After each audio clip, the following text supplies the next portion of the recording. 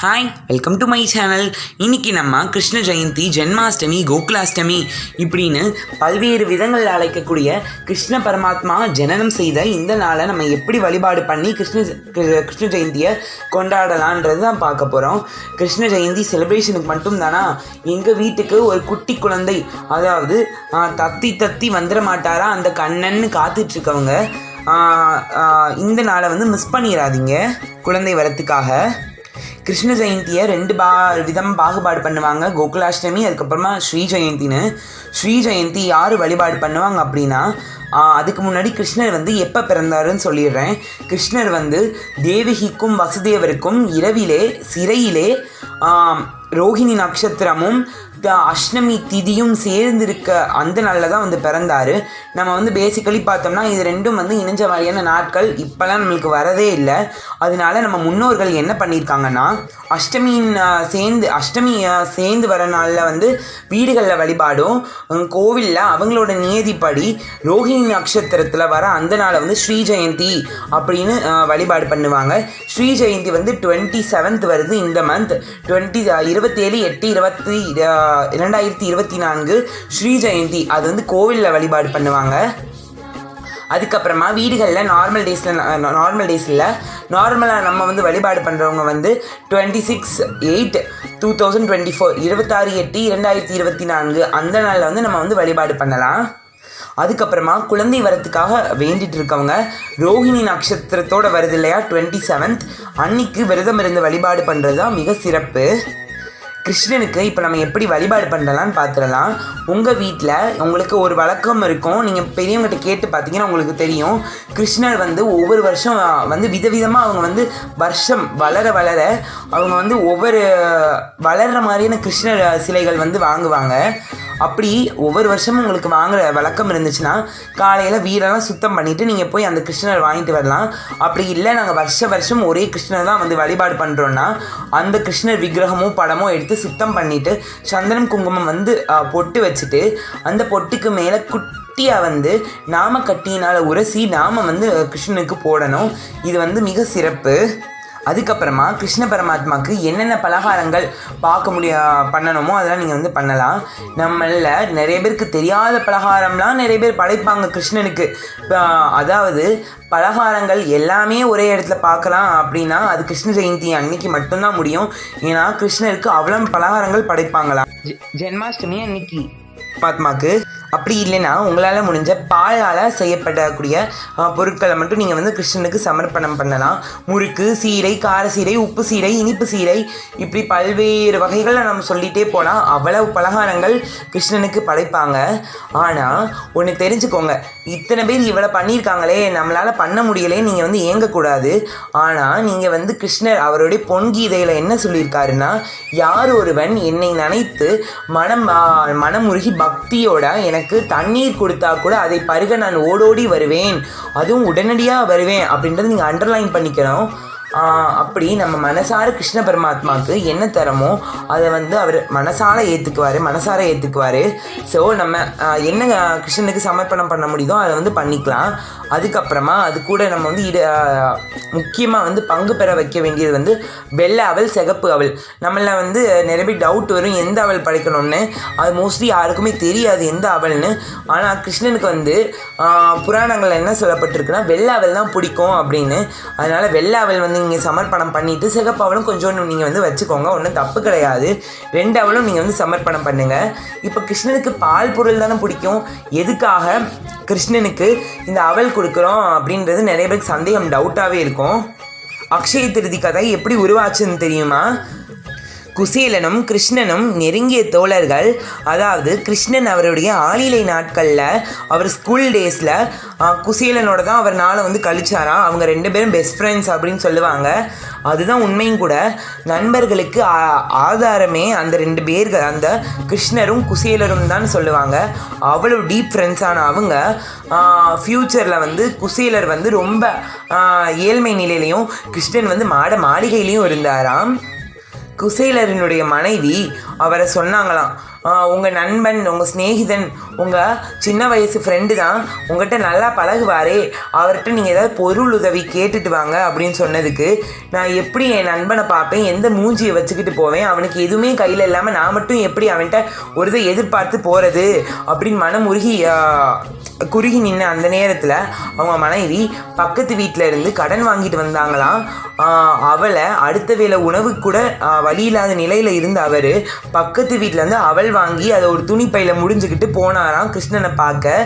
அவர் மாட மாளிகை வாசலில் நின்று யோசிச்சாராம், ஐயோ இவங்க சிப்பாய்கள்லாம் என்ன இப்படி இருக்காங்களே, நம்ம என்ன இந்த மாதிரி கிழிஞ்ச ஆடையோட அழுக்கு படிஞ்ச துணியை போட்டுட்டு இருக்கோமே, நம்ம நண்பனை எப்படி பார்க்க போகிறது, திரும்பிடலாம் வீட்டுக்கு அப்படின்னு திரும்பியும் ஆரம்பிச்சிட்டாராம். மேலே மாட மாளிகையிலேருந்து பார்த்த கண்ணன் ஓடோடி வந்து கட்டி அணைச்சாராம் அவருடைய சின்ன வயசு ஃப்ரெண்டை. எப்படி இருக்குது பார்த்துக்கோங்க. நம்மளே நினைப்போம் நம்ம எப்படி இதை போய் சாமிக்கு இதை மட்டும் வச்சு வழிபாடு பண்ணுறதுன்னு. ஆனால் நம்ம எதுவுமே ஆத்மார்த்தமாக பண்ணோம்னா அந்த எந்த கடவுளுமே சரி அதை கண்டிப்பாக ஏற்றுப்பாங்க. அப்படி வந்து அவர் கட்டி அணைச்ச கண்ணன் ஸ்நேகிதான் அவர் கட்டி அணைச்சி அவர் யோசிச்சார் இல்லையா நம்ம கண்ணன் எப்படி பார்க்க போகிறதுன்னு. ஆனால் அவர் என்ன பண்ணியிருக்காருன்னு பாருங்களேன். வந்து அவரை உட்கார வச்சு அவரை உபசரித்து பாத பூஜை செய்தாராம். பாத பூஜை பண்ணி அவருக்கு என்னென்ன அறுசுவை உணவு கொடுத்து விருந்து படைச்சாராம். இந்த மாதிரி அவரை நல்லா கொண்டாடிட்டு அவர் கிளம்ப போகிற நேரத்தில் அந்த அவள் எப்படிடா கொடுக்குறதுன்னு யோசித்து மறைச்சி வச்சாராம். அதை பிடுங்கி சாப்பிட்டாராம் அந்த கிருஷ்ணர். எப்படி இருக்குது இல்லையா, யோசிச்சு பாருங்களேன். நம்ம ஒரு கிழிஞ்ச ஒரு துணி பையில் வச்சுருக்கோம், அதை சாமி நம்மகிட்டேருந்து பிடுங்கி சாப்பிட்றாருன்னா எந்தளவுக்கு நம்ம வந்து அதை உள்ளுணர்வோடு நம்ம படைச்சிருக்கோம் இல்லையா. அந்த அவல் பருக்கை ஒவ்வொன்றும் அவர் வாய்க்குள்ளே போக போக அவருடைய வீட்டில் அக்ஷய மலை பொழிஞ்சிச்சான். அதுதான் அக்ஷய திருதியாக நம்ம வந்து வழிபாடு பண்ணுறோம். அதனால கிருஷ்ணருக்கு அவளும் பிடிக்கும், நம்ம வந்து அவள் சமர்ப்பணம் பண்ணலாம். அப்படி ஒவ்வொரு அக்ஷய துளிகளும் விழுக அவரும் அங்கே சாப்பிட்டு முடிச்சிட்டாரு. இங்கே இவங்க வீடும் அந்த குடிசை வீடும் மாட மாளிகையாக மாறிடுச்சான், கிருஷ்ணனுடைய மாளிகை மாதிரியே. அவர் வீட்டுக்கு வர பார்க்குறாராம். ஒரு பெண்மணி வெளியில் நின்றுக்கிட்டு இருக்காங்களாம், ஆடம்பர உடைய போட்டு நகைகளை சாற்றிக்கிட்டு.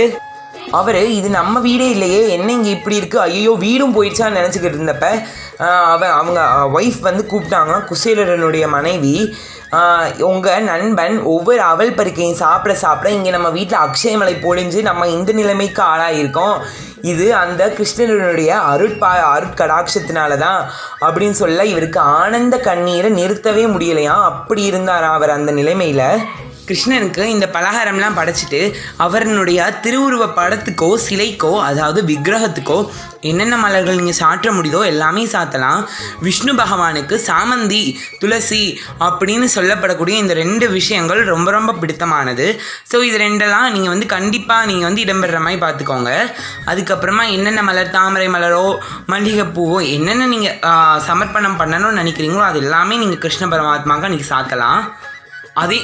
அதே மாதிரி கிருஷ்ணனுக்கு கல் நகைகளோ தங்க நகைகளோ ஆபரணமோ எதுவும் நீங்கள் சாற்றணும்னு எந்த அவசியமும் இல்லை.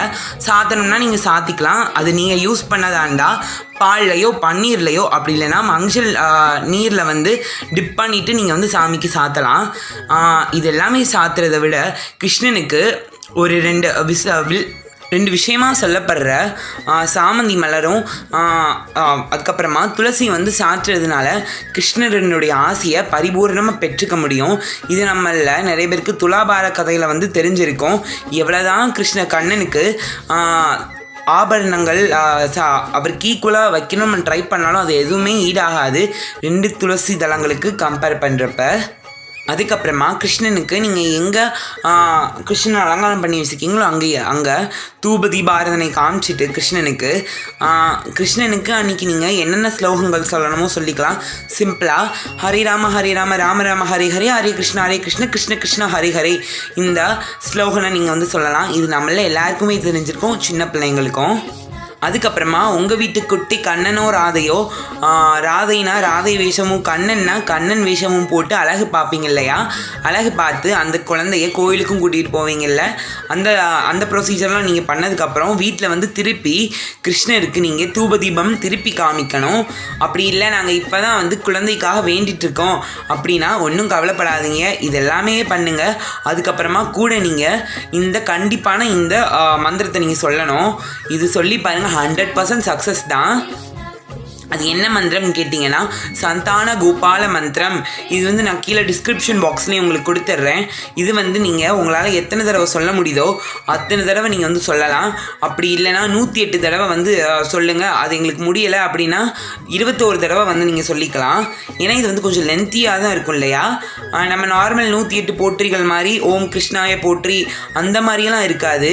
இது வந்து ஒரு ஸ்லோகன் மாதிரி இருக்கு இல்லையா? இதை 108 தடவை சொல்லுங்கள். அப்படி சொல்ல முடியலை அப்படின்னா 21 டைம்ஸாவது அட்லீஸ்ட் சொல்லுங்கள். அதுவும் எங்களால் முடியலை, த்ரோட் இஷ்யூஸ் இருக்குன்னா 3 டைம்ஸ் மட்டும் உள்ளன்போட பிரார்த்திச்சு, கண்ணா என்னால் சொல்ல முடியாத நிலைமையில் இருக்கேன், என் நிலைமை நீ புரிஞ்சுக்கோ, நீயே எனக்கு வந்து பிறந்து எனக்கு மகனா மகளோ நீ தான் வந்து என்னை பார்த்துக்கணும் அப்படின்னு கிருஷ்ணன்கிட்ட வேண்டிட்டு நீங்கள் இந்த விரதத்தை மேற்கொள்ளுங்க. ரோஹிணி நட்சத்திரத்து அன்னைக்கு, அதாவது 27th. இதை நான் ரிப்பீட்டடாக சொல்கிறேன். கிருஷ்ணனுக்கு அதாவது ஒரு குழந்தை செல்வத்துக்காக வேண்டிட்டு இருக்கவங்க 27ஆம் தேதியும், மற்ற நாமங்களாம் நார்மல் டேஸில் 26லேயும் நீங்கள் வந்து வழிபாடு பண்ணிக்கலாம். அதுதான் ஓவரால் எல்லாருமே வந்து செலிப்ரேட் பண்ணுவாங்க இல்லையா?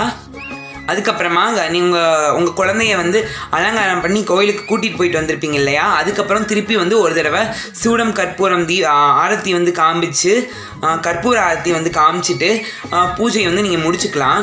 விரதம் வந்து 26th மார்னிங்லேருந்து ஈவினிங் வரைக்கும் நீங்கள் வந்து வெயிட் பண்ணி விரதம் இருந்துட்டு தண்ணி குடிச்சிக்கலாம். அப்படி இல்லைன்னா கிருஷ்ணனுக்கு வைக்கிற நெய்வேத்தியத்தை மட்டும் சாப்பிட்டுட்டு விரதமாக இருங்க. அதுவும் முடியாதுன்னா ஒரு வேளை மட்டும் சாப்பாடு எடுத்துகிட்டு மற்ற 2 டைம்ஸும் ஃபாஸ்டிங் மாதிரி இருந்துட்டு நைட்டு வந்து நீங்கள் வந்து விரதத்தை முடிச்சுக்கோங்க. காலையில் வழிபாடு பண்ணுறதை விட ஈவினிங் 6 o'clock மேலே பண்ணுறது தான் ரொம்ப பெஸ்ட். ஸோ ஈவினிங் வந்து நீங்கள் பூஜை பண்ணிவிட்டு கண்ணனுக்கு உங்களால் கண்ணன் சொல்கிறேன் இல்லையா? கண்ணன்ற எவ்வளோ அழகான பேர் நம்ம கிருஷ்ணனுக்கு கிடச்சிருக்கு பாருங்களேன். கண்ணன் அப்படின்னா கண்ணிமை போல தன்னை பாதுகாப்பவர் அப்படின்னு அர்த்தம். எவ்வளோதான் நம்ம பிரச்சனைகள் இருந்தாலும் கிருஷ்ணா அப்படின்னு கூப்பிட்டோன்னே அவர் கண்ணை பாதுகாக்கிறமே நம்மளை பாதுகாக்க ஓடோடி வருவாராம். அதே மாதிரி கிருஷ்ணனுக்கு முகுந்தன்னும் பேர் இருக்குது. முகுந்தன்னா தன் வாழ்க்கையை அர்ப்பணித்து அடுத்தவங்களுக்காகவே வாழ்ந்த ஒரு செல்வம் அப்படின்றதுக்கான பொருள் தான் அது. ஸோ நம்ம கண்ணனுக்கு என்னென்ன பண்ண முடியுதோ அன்றைக்கி பண்ணி கிருஷ்ணனை ஐஸ் வச்சு உங்கள் கூடவே வச்சுக்கோங்க உங்கள் வீட்டில். இதெல்லாம் பண்ணுங்க. அடுத்த வருஷத்துக்குள்ளே உங்கள் வீட்டில் ஒரு கண்ணன் தவழ்றாரா இல்லையான்னு பாருங்கள். முட்டி போட்டு வெண்ணெயோட நீங்கள் இந்த பாத சுவடு வந்து எல்லாருமே வரையலாமா, இல்லை பேபிக்காக விரதம் இருக்கவங்க மட்டும்தான் பண்ணணுமா அப்படின்னு நினச்சிங்கன்னா எல்லாருமே பண்ணலாம். உங்கள் சன்னோ டாட்டரோ ரொம்ப பெருசாக ரொம்ப பெரியவங்களாகவே இருந்தாலுமே நீங்கள் வந்து இது பண்ணலாம். கிருஷ்ணன் நம்ம வழிபாடு தானே பண்ணுறோம். ஸோ எல்லாருமே இந்த பாதச்சுவடு வந்து போடலாம். வாசல்லேருந்து நீங்கள் எங்கே பூஜை பண்ணுறீங்களோ அங்கே வரைக்கும். இப்படி இதெல்லாம் பண்ணி பாருங்கள். அடுத்த வருஷத்துக்குள்ளே உங்கள் வீட்டில் கிருஷ்ணர் பரப்பாது. இது வந்து 100% சக்ஸஸ் இல்லை தான் உங்களுக்கு கொண்டு போய் விடும். அதுக்கப்புறமா இன்றைக்கி கண்ணனுக்கு பாலால் செய்யப்பட்ட நெய்வேத்தியங்கள் எதனாலும் நீங்கள் வந்து படைக்கலாம். பால், தயிர், வெண்ணெய், நெய் இதனாலும் வந்து கண்டிப்பாக இடம்பெறுற மாதிரி பார்த்துக்கோங்க. அதுக்கப்புறமா கிருஷ்ணனுக்கு அவல் பாயசமோ பருப்பு பாயசமோ பண்ணிவிட்டு சாதம் வடித்து நீங்கள் சாம்பாரோ வாழைக்காய் பொரியலோ வச்சு நீங்கள் கிருஷ்ணனுக்கு சமர்ப்பணம் பண்ணலாம். அப்படி இல்லை நாங்கள் கலவை சாதங்களுக்கு போயிடுறோன்னா கலவை சாதங்களோ இல்லை அறுசுவை உணவுகளோ அப்படி இல்லைன்னா பலகாரங்களோ இதில் நீங்கள் எது முடியுதோ இல்லை எல்லாமே முடியுதுனாலும் வச்சுட்டு அட்லீஸ்ட் ஒரு டம்ளர் பாலும் நெய்யும் அதுக்கப்புறமா நான் சொன்னேன் இல்லையா அவள் வந்து சமர்ப்பணம் பண்ணிடுங்க. இது வந்து கட்டாயம் எல்லாருமே பண்ணுங்கள். ஃப்ரூட்ஸ்ன்னு எடுத்துக்கிட்டிங்கன்னா அதுவும் ஒரு பெரிய லிஸ்ட்டு போகும். அன்றைக்கி நம்ம வாழ்க்கையில் பார்க்காத வகையான ஃப்ரூட்ஸ்லாம் அன்றைக்கி இருக்கும் கிருஷ்ணனுக்கு படைச்சிருப்பாங்க. அப்போ பார்த்துக்கோங்க எந்த அளவுக்கு நம்ம ஒவ்வொரு வருஷமும் கண்ணனை கும்பிட நம்ம வந்து வாழ்க்கை வந்து செழிப்படைஞ்சு அவ்வளோ அவங்களால சமர்ப்பணம் பண்ண முடியுதுன்னு ஒவ்வொருத்தங்களாலையும். ஏன் நம்மளாலையும் முடியாது? கிருஷ்ணனை ஒவ்வொரு வருஷமும் நம்ம வீட்டுக்குள்ளே அழைச்சி அந்த கிருஷ்ணனை கொண்டாடுவோம். அவர் நம்மளை கொண்டாடுற அடுத்த வருஷத்தில் இதை விட நம்மளை நல்லா அவர் கொண்டாட வைப்பார். ஸோ நான் சொன்ன விஷயங்கள்லாம் கிருஷ்ண ஜெயந்தி அன்னைக்கு கிருஷ்ண பரமாத்மாவுக்கு மறக்காமல் பண்ணிடுங்க. இந்த வீடியோ பிடிச்சிருந்தா லைக் பண்ணுங்கள், ஷேர் பண்ணுங்கள், உங்கள் ஃப்ரெண்ட்ஸ் கூட ஷேர் பண்ணிவிட்டு உங்கள் ஃபீட்பேக்ஸை கீழே கமெண்ட்டில் சொல்லுங்கள். இல்லை இதில் கூட இன்னமும் 2 விஷயங்கள் எக்ஸ்ட்ராவை நம்ம பண்ணணும் அப்படின்னு நான் மிஸ் பண்ண விஷயங்கள் உங்களுக்கு எதுவும் தெரிஞ்சிருந்தாலும் கீழே சொல்லுங்கள். மற்றவங்களுக்கு யூஸ் ஆகும் இல்லையா? ஸோ பாய், நெக்ஸ்ட் வீடியோவில் பார்ப்போம்.